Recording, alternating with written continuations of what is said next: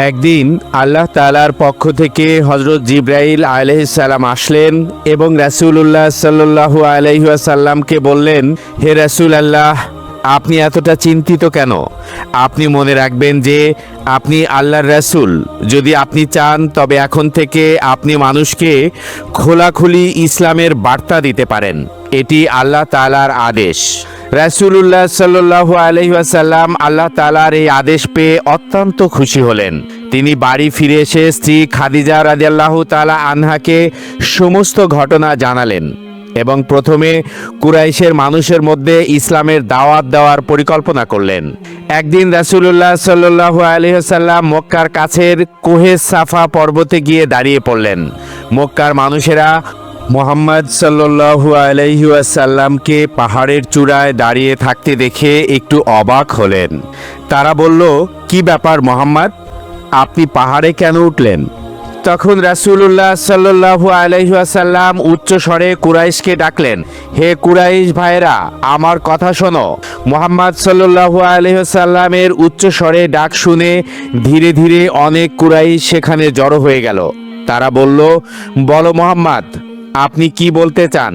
তখন রাসূলুল্লাহ সাল্লাল্লাহু আলাইহি ওয়াসাল্লাম বললেন, যদি আমি বলি যে এই কোহে সাফার অন্যদিকে শত্রুর বাহিনী মক্কায় আক্রমণ করতে প্রস্তুত রয়েছে, তাহলে কি আপনারা বিশ্বাস করবেন? তখন কুরাইশের এক দল প্রায় চিৎকার করে বলল, অবশ্যই বিশ্বাস করব, কারণ আপনি কখনো মিথ্যা বলেন না, আমরা আপনাকে আল আমিন নামে জানি। তখন রাসূলুল্লাহ সাল্লাল্লাহু আলাইহি ওয়াসাল্লামের অত্যন্ত আবেগপূর্ণ সুরে বললেন, তোমরা এই কথাও দৃঢ়ভাবে বিশ্বাস করো যে আকাশ ও পৃথিবীতে যা কিছু আছে তার স্রষ্টা একমাত্র আল্লাহ তাআলা, আর আমি তার প্রেরিত রাসূল। এই কথা শোনা মাত্রই কুরাইশরা হঠাৎ মুখ ফিরিয়ে নিল। তাদের অনেকেই রাগে ফেটে পড়ল। এমনকি রাসূলুল্লাহ সাল্লাল্লাহু আলাইহি ওয়াসাল্লামের চাচা আবুল আহাব অত্যন্ত অশ্রাব্য ভাষায় গালাগালি করে বলল, ধ্বংস হোক তোমার! হে মুহাম্মদ, তুমি কি শুধু এই জন্যই আমাদের একত্র করেছিলে? এই কথা বলে কুরাইশরা সেখান থেকে চলে গেল। এরপর রাসূলুল্লাহ সাল্লাল্লাহু আলাইহি ওয়াসাল্লাম সাহাবায়ে কেরামের কয়েকজনকে নিয়ে অধিকাংশ সময় সাফা পাহাড়ের পাদদেশে হযরত আরকাম রাদিয়াল্লাহু তাআলা আনহু এর বাড়িতে অবস্থান করতে লাগলেন। সেখানে বসে পরামর্শ হতো, ইসলাম প্রচার ও প্রসারের বিষয়ে নানান চিন্তা ভাবনা করা হতো। এদিকে কুরাইশদের দুই প্রভাবশালী নেতা আবু জাহেল ও ওমর রাসূলুল্লাহ সাল্লাল্লাহু আলাইহি সাল্লামের বিরুদ্ধে ষড়যন্ত্র শুরু করে দিল। যদিও তারা তারই বংশের লোক ছিল, তবুও তাকে কষ্ট দেওয়ার ক্ষেত্রে তারা কোনো ত্রুটি রাখেনি। তারা নিজেরা ইসলাম গ্রহণ তো করলই না, বরং যারা ইসলাম গ্রহণ করেছিল তাদের ওপর নানাভাবে নির্যাতন চালাতে শুরু করলো। এ কারণে একদিন রাসূল পাক হযরত মুহাম্মদ সাল্লাল্লাহু আলাইহি সাল্লাম দোয়া করলেন, হে আমার প্রতিপালক, আমি অবিরাম তোমার দ্বীনের দাওয়াত দিয়ে যাচ্ছি। অনেকেই তা গ্রহণ করছে, কিন্তু কুরাইশদের দুই শক্তিশালী নেতা আবু জাহেল ও ওমর এখনো ইসলামের কঠোর শত্রু হয়ে আছে। অনেকেই এই দাওয়াত গ্রহণ করছে, কিন্তু দুজন শক্তিশালী কুরাইশ নেতা আবু জাহেল ও ওমর এখনো ইসলাম বিরোধী। তাই আমি তোমার দরবারে আরজি জানাচ্ছি, হে আল্লাহ, আবু জাহেল ও ওমর এই দুইজনের মধ্যে যিনি তোমার কাছে অধিক প্রিয় তাকেই ইসলামের আলোয় আলোকিত করে দাও। ইসলামের প্রচার ও প্রসারের জন্য এদের মধ্য থেকে একজনকে আমার ভীষণ প্রয়োজন। এদিকে কুরাইশদের নেতারা পরস্পর পরামর্শ করে এই সিদ্ধান্তে পৌঁছালো যে মুহাম্মদ সাল্লাল্লাহু আলাইহি সাল্লামকে পৃথিবী থেকে সরিয়ে দিতে হবে। তখন আবু জাহেল ঘোষণা করল, যে ব্যক্তি মুহাম্মদ সাল্লাল্লাহু আলাইহি ওয়াসাল্লামের শিরচ্ছেদ করে আনবে তাকে 1000 স্বর্ণ মুদ্রা এবং 100টি উট পুরস্কার দেওয়া হবে। মক্কার বিখ্যাত সাহসী ও শক্তিশালী কুরাইশ নেতা ওমর তখন বলল, এই কাজ সম্পন্ন করার জন্য আমার তলোয়ারই যথেষ্ট। মুহাম্মদ সাল্লাল্লাহু আলাইহি সাল্লামের মাথা হাতে নিয়ে না এলে আমি তোমাদের সামনে আর ফিরব না। এ কথা শুনে লোকেরা ফিসফিস করে বলতে লাগলো, এবার মুহাম্মদ সাল্লাল্লাহু আলাইহি ওয়াসাল্লামের রক্ষা পাওয়া কঠিন। ওমরের মতো বীর যখন শপথ নিয়েছে তখন এ কাজ হবেই, এটা শুধু সময়ের ব্যাপার। কুরাইশ নেতাদের সিদ্ধান্ত অনুযায়ী খোলা তলোয়ার হাতে ওমর বেরিয়ে পড়ল। কে তাকে থামাতে পারত? কার এত সাহস ছিল যে ওমরের পথ রোধ করবে? চলতে চলতে সে গর্জে উঠছিল, মোহাম্মদ কোথায়? সে কোথায়? আমাকে তার ঠিকানা বলো, শপথ করে বলছি আজই তার শেষ দিন। এভাবেই চলতে চলতে তার সঙ্গে এক ব্যক্তির সাক্ষাৎ হলো। সে জিজ্ঞাসা করলো, ভাই কি ব্যাপার, এত গর্জন কেন? রুদ্ধ ও ক্রুদ্ধ কণ্ঠে ওমর বলল, শুনতে পাচ্ছ না আমি কি বলছি? নরম স্বরে লোকটি উত্তর দিল, হ্যাঁ শুনছি। তুমি তো মুহাম্মদ সাল্লাল্লাহু আলাইহি ওয়াসাল্লামকে হত্যা করতে যাচ্ছ, তাই না? কঠোর কণ্ঠে ওমর বলল, একদম ঠিক বুঝেছ, কিন্তু তুমি কি জানো মুহাম্মদ সাল্লাল্লাহু আলাইহি সাল্লাম এখন কোথায় আছেন? তখন সেই ব্যক্তি ব্যঙ্গ ভরা কণ্ঠে বললেন, না ভাই, আমি জানি না, তবে আরেকটি কথা আমি জানি। এই কথা শুনে ওমর অস্থির হয়ে উঠলেন, ব্যাকুল কণ্ঠে বললেন, কি জানো তাড়াতাড়ি বলো, আর অপেক্ষা করতে পারছি না। তখন সেই পথচারী অত্যন্ত গম্ভীর স্বরে বলল, মুহাম্মদকে হত্যা করতে যাওয়ার আগে নিজের খবর নাও। এই কথা শুনে ওমর থমকে গেলেন। এক মুহূর্তের জন্য যেন তিনি হতভম্ব হয়ে পড়লেন। বিস্ময়ে জিজ্ঞেস করলেন, তুমি কি বললে? এবার শান্ত কণ্ঠে সেই ব্যক্তি বলল, হ্যাঁ আমি ঠিকই বলেছি, তোমার বোন ফাতিমা এবং তোমার ভগ্নিপতি সাঈদ মুহাম্মদ সাল্লাল্লাহু আলাইহি ওয়াসাল্লামের দ্বীন ইসলাম গ্রহণ করেছেন। তাদের কাছে যাও, সম্ভবত তারা তোমাকে মুহাম্মাদের সন্ধান দিতে পারবে। এই কথা শুনে ওমর প্রচণ্ড ক্রোধে ফেটে পড়লেন, আগুনের মতো জ্বলে উঠলেন এবং বললেন, এত বড় সাহস! ফাতিমা আর সাঈদ ইসলাম গ্রহণ করছে, আজ হয় ওদের শেষ দিন, নয়তো আমার। রাগে ফুঁসতে ফুঁসতে ওমর খোলা তলোয়ার হাতে ফাতিমার বাড়ির দিকে ছুটলেন। যত দ্রুত সম্ভব সেখানে পৌঁছে গেলেন। ঘরের দরজা ভেতর থেকে বন্ধ ছিল। ওমর উচ্চ স্বরে ডাকলেন, ভেতরে কে আছে, দরজা খোলো। ঘরের ভেতরে তখন ফাতিমা ও সাঈদ দরজা বন্ধ করে পবিত্র কোরআনের আয়াত তেলাওয়াত করছিলেন। বাইরে ভাই ওমরের কণ্ঠ শুনে ফাতিমা ভয়ে কেঁপে উঠলেন। এখন কি যে হবে? ওমর আবার গর্জে উঠলেন, কি ব্যাপার ফাতেমা, দরজা খুলছো না কেন? তোমরা গুনগুন করে কি পড়ছো? ফাতেমা এবারও কোনো উত্তর দিলেন না। কোরআন তেলাওয়াতের কথা শুনে ওমরের ক্রোধ আর নিয়ন্ত্রণে রইল না। তাই দুজনেই বুদ্ধিমত্তার সঙ্গে কোরআনের পাণ্ডুলিপি লুকিয়ে ফেললেন। এরপর বাইরে থেকে ওমর চিৎকার করে বললেন, দরজা খোলো, আমি বলছি ফাতেমা, নইলে দরজা ভেঙে ফেলবো। অবশেষে ফাতেমা যখন দরজা খুললেন, ওমর ঝড়ের বেগে ঘরের ভেতর ঢুকে পড়লেন এবং সাঈদের ওপর নির্মমভাবে আঘাত করতে শুরু করলেন। যখন ফাতেমা তার স্বামীকে বাঁচাতে সামনে এগিয়ে এলেন, তখন তিনিও রক্ষা পেলেন না। ক্রোধে অন্ধ হয়ে ওমর চিৎকার করে উঠল, ওঠো, কসম করে বলছি আজ আমি তোমাদের দুজনকেই শেষ করে দেব। তখন ফাতেমা দৃঢ় কণ্ঠে বললেন, আল্লাহর ইচ্ছা ছাড়া আপনার কোনো ক্ষমতা নেই আমাদের হত্যা করবার। এ কথা শুনে ওমর আরো ক্ষিপ্ত হয়ে উঠল। সে গর্জে বলল, কোন আল্লাহ? কে সেই আল্লাহ? তখন সাঈদ কষ্টে জর্জরিত কণ্ঠে ধীরে উত্তর দিলেন, ভাই, আল্লাহ সেই সত্তা যিনি সমগ্র বিশ্বের একমাত্র মালিক, তিনি রাব্বুল আলামিন। এই কথা শুনে ওমর প্রচণ্ড আঘাত হানতে হানতে বলল, তাহলে দেখি আজ তোমাদের আল্লাহ কিভাবে আমার হাত থেকে তোমাদেরকে বাঁচায়। এই বলে সে আবার মারধর শুরু করলো এবং গালাগালি করতে করতে বলল, ইসলাম গ্রহণ করেছে তো, এবার স্বাদ চেখে দেখো। ততক্ষণে ফাতিমার পুরা শরীর রক্তে ভিজে গেছে।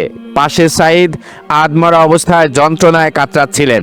হঠাৎ ওমরের হৃদয়ে যেন দয়ার একটি কম্পন জেগে উঠল। অজান্তেই তার মুখ থেকে একটি প্রশ্ন বেরিয়ে এলো, আচ্ছা ফাতেমা, আমি বাইরে থেকে শুনছিলাম তোমরা কিছু পড়ছিলে, ওইটা কি ছিল? ফাতেমা নরম স্বরে উত্তর দিলেন, ওটা ছিল পবিত্র কোরআনের একটি আয়াত ভাই। এই কথা শুনে ওমরের হৃদয় হঠাৎ নরম হয়ে গেল। সে বলল, আমাকেও একটু শোনাও। তখন ফাতেমা পবিত্র কোরআনের সূরা তহা থেকে একটি অংশ তার সামনে খুলে ধরলেন। ওমর পড়তে লাগলেন, নিশ্চয়ই আমি আল্লাহ, আমি ছাড়া আর কোনো উপাস্য নেই, অতএব আমারই ইবাদত করো এবং আমার স্মরণের জন্য নামাজ কায়েম করো। এই পর্যন্ত পড়তেই ওমরের অন্তর গভীরভাবে আন্দোলিত হয়ে উঠল। হঠাৎ করেই তার হৃদয়ে এক গভীর পরিবর্তন এসে গেল। এক অজানা অস্থিরতা ওমরের হৃদয়কে প্রবলভাবে আলোড়িত করতে লাগলো। তখন ওমর ফাতিমাকে জিজ্ঞাসা করলেন, ফাতিমা, তাড়াতাড়ি বলো, মুহাম্মদ সাল্লাল্লাহু আলাইহি ওয়াসাল্লাম এখন কোথায় আছেন? ওমরের এমন প্রশ্ন শুনে ফাতেমা ভীষণভাবে ঘাবড়ে গেলেন, কারণ তিনি তার ভাই ওমরকে খুব ভালো করেই চিনতেন। তার মনে আশঙ্কা জাগলো কোথাও তিনি যেন রাসূলুল্লাহ সাল্লাল্লাহু আলাইহি সাল্লামকে হত্যা করার উদ্দেশ্যে বেরিয়ে না পড়েন। এমন দুর্ভাগ্যের কথা তিনি কল্পনাও করতে পারছিলেন না। নিজেরই ভাইয়ের হাতে যদি আল্লাহ রাসূল সাল্লাল্লাহু আলাইহি ওয়াসাল্লামের ক্ষতি হয়, এমন ভাবনাই তার হৃদয়কে কাঁপিয়ে দিল। এ সময় সাঈদ রাদিয়াল্লাহু তাআলা আনহু ফাতেমাকে শান্ত করতে গিয়ে বললেন, ফাতেমা, তুমি এমনটা কেন ভাবছো? ভীত কণ্ঠে ফাতেমা উত্তর দিলেন, আমার খুব ভয় লাগছে। ভাই আমার যেমন একগুঁয়ে তেমনি সাহসী, তার হাত দিয়ে যে কোনো কিছু হয়ে যেতে পারে। তখন সাঈদ রাদিয়াল্লাহু তাআলা আনহু স্নেহ ভরে নিজের স্ত্রীকে সান্ত্বনা দিয়ে বললেন, হতে পারে সে সাহসী, কিন্তু এটা ভুলে যেও না রাসূলুল্লাহ সাল্লাল্লাহু আলাইহি সাল্লাম আল্লাহর প্রিয় বন্ধু। তার দায়িত্ব কোনো মানুষের হাতে নয়, স্বয়ং আল্লাহ তাআলাই তার রক্ষক। আল্লাহর অনুমতি ছাড়া ওমরের কোনো ক্ষমতা নেই এমন কোনো মন্দ কাজ করার। কিছুটা শান্ত হয়ে ফাতেমা তখন ওমরের প্রশ্নের জবাব দিলেন, ভাই, আপনার মনে কি চলছে আমি জানি না, তবে এটুকু নিশ্চিত জানি আল্লাহ রাসূল সাল্লাল্লাহু আলাইহি ওয়াসাল্লামের সামান্য ক্ষতি করার শক্তি আপনার নেই। তখন ওমর নরম স্বরে বললেন, বোন ফাতেমা, তোমার ভয়ের কোনো কারণ নেই। আমার হৃদয় মুহাম্মদ সাল্লাল্লাহু আলাইহি সাল্লামকে দেখার জন্য অস্থির হয়ে উঠেছে। কেন এমন হচ্ছে তা আমি নিজেও জানি না, আর অপেক্ষা করতে পারছি না। যদি জানতে পারো বলো তিনি এখন কোথায় আছেন। পুরো না জানলেও কিছুটা হলেও বলো। ফাতেমা ও সাঈদ ভীষণভাবে উৎকণ্ঠিত হয়ে পড়েছিল। মানুষের হৃদয় বদলাতে কতটুকু সময় লাগে কে জানে। আল্লাহর ইচ্ছা হলে ওমরের হৃদয় হেদায়েতে আসতে পারে। এ সময় সাঈদ বলল, ভাই মুহাম্মদ সাল্লাল্লাহু আলাইহি সাল্লাম এই মুহূর্তে ঠিক কোথায় আছেন তা আমরা নিশ্চিত নই, তবে সাধারণত তিনি এখন হযরত আরকাম রাদিয়াল্লাহু তাআলা আনহু এর বাড়িতেই থাকেন। ওমর জিজ্ঞাসা করলেন, সাফা পাহাড়ের নিচে যে বাড়িটা, ওটাই তো? ফাতেমা বলল, জি ভাই, ঠিক সেটাই। এরপর ওমর আর এক মুহূর্ত দেরি করলেন না, যেভাবে এসেছিলেন ঠিক সেভাবেই খোলা তরবারি হাতে নিয়ে বেরিয়ে পড়লেন। ফাতেমা ও সাঈদের হৃদয় তখনও জোরে জোরে ধকধক করছিল। অন্যদিকে হযরত আরকাম রাদিয়াল্লাহু তাআলা আনহু এর বাড়িতে রাসূল সাল্লাল্লাহু আলাইহি ওয়াসাল্লাম কয়েকজন সাহাবীর সঙ্গে দ্বীনের বিভিন্ন বিষয় নিয়ে আলোচনা করছিলেন। ঠিক তখনই হঠাৎ ওমরকে সেই অবস্থায় আসতে দেখে সবাই আতঙ্কিত হয়ে পড়ল। অনেক সাহাবী সত্যি ভয় পেয়ে গেলেন, কিন্তু রাসূলুল্লাহ সাল্লাল্লাহু আলাইহি ওয়াসাল্লাম ছিলেন সম্পূর্ণ নির্ভীক ও শান্ত। তিনি জিজ্ঞেস করলেন, ওমর, কি ব্যাপার? তুমি হঠাৎ এই অবস্থায় এখানে কেন এসেছো? ওমর ইবনুল খাত্তাব রাদিয়াল্লাহু তাআলা আনহু আর কোনো প্রশ্নের সুযোগ দিলেন না। তিনি নিজের হাতে থাকা খোলা তরবারিটি রাসূলুল্লাহ সাল্লাল্লাহু আলাইহি ওয়াসাল্লামের পায়ের কাছে রেখে দিলেন এবং পূর্ণ কণ্ঠে উচ্চারণ করলেন, লা ইলাহা ইল্লাল্লাহু মুহাম্মাদুর রাসূলুল্লাহ। এ কথা শোনা মাত্র সবাই একসাথে ধ্বনি তুলল, আল্লাহু আকবার। যে শক্তিশালী কুরাইশ নেতা রাসূলুল্লাহ সাল্লাল্লাহু আলাইহি সাল্লামকে হত্যা করার উদ্দেশ্যে এসেছিলেন, তিনি ইসলাম গ্রহণ করলেন। ওমর রাদিয়াল্লাহু তাআলা আনহুর ইসলাম গ্রহণে রাসূলুল্লাহ সাল্লাল্লাহু আলাইহি সাল্লাম অত্যন্ত আনন্দিত হলেন। আল্লাহ তাআলা তার দোয়া কবুল করলেন। তিনি কৃতজ্ঞতার সঙ্গে বললেন, হে আমার প্রভু, তুমি অসীম দয়ালু, তোমার রহমতের কোনো সীমা নেই। আমার দোয়া কবুল করে তুমি যে অনুগ্রহ আমাকে দান করেছো তা যেমন আমার জন্য এক মহান নিয়ামত, তেমনি তোমার দ্বীন ইসলাম প্রচারের পথে এটি একটি গুরুত্বপূর্ণ মাইল ফলক হয়ে উঠেছে। এর কয়েকদিন পর রাসূলুল্লাহ সাল্লাল্লাহু আলাইহি ওয়াসাল্লাম সাহাবীদের সঙ্গে নিয়ে বিভিন্ন বিষয়ে আলাপ আলোচনায় ব্যস্ত ছিলেন। কিছুক্ষণ পরে হযরত ওমর রাদিয়াল্লাহু তাআলা আনহু সেখানে উপস্থিত হলেন। তিনি রাসূলুল্লাহ সাল্লাল্লাহু আলাইহি ওয়াসাল্লামকে সম্বোধন করে বললেন, হে আল্লাহর রাসূল, পবিত্র কাবা কি আল্লাহর ঘর? এটা কি সত্যি? এ কথা শুনে রাসূলুল্লাহ সাল্লাল্লাহু আলাইহি সাল্লাম বিস্মিত হয়ে বললেন, হ্যাঁ, অবশ্যই এটি আল্লাহর ঘর। আল্লাহর আদেশে হযরত ইব্রাহিম আলাইহিস সালাম এই ঘর নির্মাণ করেছিলেন। নবীজি সাল্লাল্লাহু আলাইহি সাল্লাম উত্তর দিলেন বটে, কিন্তু তার মনে তখনও প্রশ্ন রয়ে গেল, ওমরের এই প্রশ্নের উদ্দেশ্য কি? তিনি এর কোনো সুস্পষ্ট ব্যাখ্যা খুঁজে পাচ্ছিলেন না। অতঃপর রাসূলুল্লাহ সাল্লাল্লাহু আলাইহি সাল্লাম হযরত ওমর রাদিয়াল্লাহু তাআলা আনহুকে জিজ্ঞেস করলেন, হে ওমর, হঠাৎ এমন প্রশ্ন করার কারণ কি? পরিষ্কার ও দৃঢ় কণ্ঠে ওমর রাদিয়াল্লাহু তাআলা উত্তর দিলেন, হে প্রিয় রাসূল, আমি জানতে চাই, যদি কাবা আল্লাহর ঘর হয় তবে মুসলমানরা সেখানে লুকিয়ে নামাজ আদায় করে কেন? হযরত ওমরের মুখে এমন কথা শুনে রাসূলুল্লাহ সাল্লাল্লাহু আলাইহি সাল্লাম বিস্ময়ে থমকে গেলেন এবং বললেন, হে ওমর, তবে তুমি কি করতে চাও? তখন ওমর রাদিয়াল্লাহু তাআলা আনহু বললেন, আমি চাই আমরা যেন আমাদের প্রতিপালকের ঘরে মুক্তভাবে দাঁড়িয়ে নামাজ আদায় করতে পারি। যদি মক্কার কোনো পিতা পুত্রের মধ্যে সাহস থাকে তবে সে দাঁড়িয়ে দেখাক। আমি জীবিত থাকা পর্যন্ত কোনো মুসলমানের শরীরে একটি আঁচড়ও পড়তে দেব না। এই কথা শুনে রাসূলুল্লাহ সাল্লাল্লাহু আলাইহি ওয়াসাল্লাম সম্পূর্ণ নীরব হয়ে গেলেন, কারণ তিনি তো আগেই তার রবের কাছে দোয়া করেছিলেন, হে আল্লাহ, যদি তুমি ইসলামকে ছড়িয়ে দিতে চাও তবে হয় আবু জাহেলকে হিদায়াত দাও, নয়তো ওমরকে, নইলে ইসলাম অগ্রসর হতে পারবে না। আজ সেই দোয়াই বাস্তবে রূপ নিচ্ছে। সেই দিন থেকেই সব মুসলমান একসঙ্গে পবিত্র কাবা ঘরে প্রকাশ্যে নামাজ আদায় করতে শুরু করলেন। সব কাফির দাঁড়িয়ে দাঁড়িয়ে তা দেখছিল, কিন্তু কারো কিছু করার সাহস ছিল না, কারণ ওমর ফারুক রাদিয়াল্লাহু তাআলা আনহুর তলোয়ারের সামনে মুখোমুখি হওয়ার শক্তি কারো ছিল না। কয়েকদিন পর জিবরাইল আলাইহিস সালাম রাসূলুল্লাহ সাল্লাল্লাহু আলাইহি সাল্লামের কাছে আগমন করে বললেন, হে আল্লাহর নবী, আল্লাহ তাআলা আপনাকে মদিনায় হিজরত করার নির্দেশ দিয়েছেন। আপনিও আপনার সাহাবীরা পর্যায়ক্রমে মদিনায় গিয়ে ইসলামের দাওয়াত ছড়িয়ে দিন।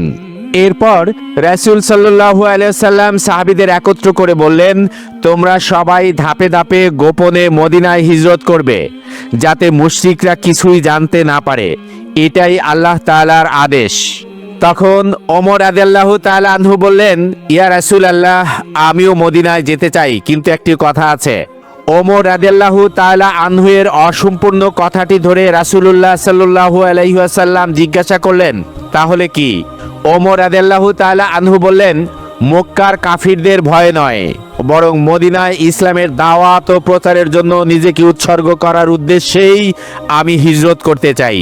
এই উত্তর শুনে রাসূলুল্লাহ সাল্লাল্লাহু আলাইহি ওয়াসাল্লাম অত্যন্ত খুশি হলেন। তখন হযরত ওমর রাদিয়াল্লাহু তাআলা আনহু আবার বললেন, হে আল্লাহর রাসূল, আমার আরো একটি আবেদন আছে। রাসূলুল্লাহ সাল্লাল্লাহু আলাইহি ওয়াসাল্লাম বললেন, বলুন ওমর, আপনি কি বলতে চান? তখন হযরত ওমর রাদিয়াল্লাহু তাআলা আনহু গভীর শ্রদ্ধার সঙ্গে বললেন, হে আল্লাহর রাসূল, আপনি আমাকে হিজরতের অনুমতি দিয়েছেন, এজন্য আমি আনন্দিত এবং আল্লাহর শুকরিয়া আদায় করছি। তবে আমার একটি অনুরোধ আছে, আমি গোপনে হিজরত করতে চাই না। এই কথা শুনে রাসূলুল্লাহ সাল্লাল্লাহু আলাইহি সাল্লাম মুচকি হেসে বললেন, নিশ্চয়ই, তুমি তো মক্কার সাহসী সিংহ, তোমার ইচ্ছা মতোই হিজরত করতে পারো। এরপর হিজরতের সময় হযরত ওমর রাদিয়াল্লাহু তাআলা আনহু কোমরে তলোয়ার ঝুলিয়ে সর্বপ্রথম কাবা শরীফ গেলেন। সেখানে তাওয়াফ করলেন এবং নামাজ আদায় করলেন। তার এই দৃঢ়তা দেখে মক্কার কাফিররা হতভম্ব হয়ে গেল। কিছুক্ষণ পর হযরত ওমর উচ্চ কণ্ঠে ঘোষণা করলেন, হে কুরাইশের কাফিররা, মনোযোগ দিয়ে শোনো, আমি মদিনায় হিজরত করতে যাচ্ছি।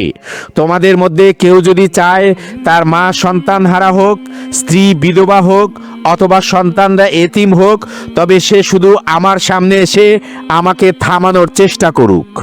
কিন্তু আশ্চর্যের বিষয়, অনেকেই এই ঘোষণা শুনলেও কেউ কোনো প্রতিবাদ করার সাহস পেল না। থামানো তো দূরের কথা, কেউ একটি কথাও বলল না। এরপর হযরত ওমর রাদিয়াল্লাহু তাআলা আনহু মক্কা ত্যাগ করে মদিনার পথে রওনা হলেন। প্রিয় বন্ধুরা, যদি আপনাদের আমাদের এই ভিডিওটি ভালো লেগে থাকে তাহলে লাইক দিন, শেয়ার করুন এবং আমাদের চ্যানেলটি সাবস্ক্রাইব করতে ভুলবেন না, যাতে আমরা আপনাদের সামনে আরও এমন ঈমান জাগ্রতকারী গল্প তুলে ধরতে পারি। তাহলে আবার দেখা হবে পরবর্তী ভিডিওতে। ততক্ষণ পর্যন্ত আল্লাহ হাফেজ। জাযাকাল্লাহু খাইর।